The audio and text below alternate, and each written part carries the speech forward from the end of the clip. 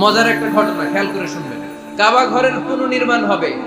এখন কাবা ঘরের নির্মাণ শেষ, ওই হাজর আসাদ পাথর নিয়ে এটার কর্নারের মধ্যে সেট করা হবে। কিন্তু কে রাখবে? কারণ হাজরা আসওয়াদ তো যেন তেন পাথর নয়। মক্কার 4 নেতা বলে এই সম্মান আমরা হাতছাড়া করতে চাই না, কেউ এই পাথরে হাত দিতে পারবে না, কেউ মীমাংসায় যেতে পারে না। এক মুরব্বী বলে, থাক আজকের জন্য এখানেই সবার মুলতবি, আগামী দিনে এই মসজিদুল হারামের দরজা দিয়ে প্রথম যে ঢুকবে সে সিদ্ধান্ত দিবে। আল্লাহর মেহেরবানি, এর পরের দিন এই পথ দিয়ে ছুটে এসেছে বিশ্বনবী মুহাম্মদ। সবাই বিশ্বনবীকে বললেন এই ঘটনা, কেউ তো পাথর ছাড়তে চায় না। বিশ্বনবী বললেন, কই পাথর? জান্নাতারে বললেন, ও জান্নাতা, কাপড়ের 4 কর্নারে তোমরা ধরো। বিশ্বনবী নিজ হাতে পাথরটা নিয়ে কাপড়ের মাঝখানে রেখে দিলেন।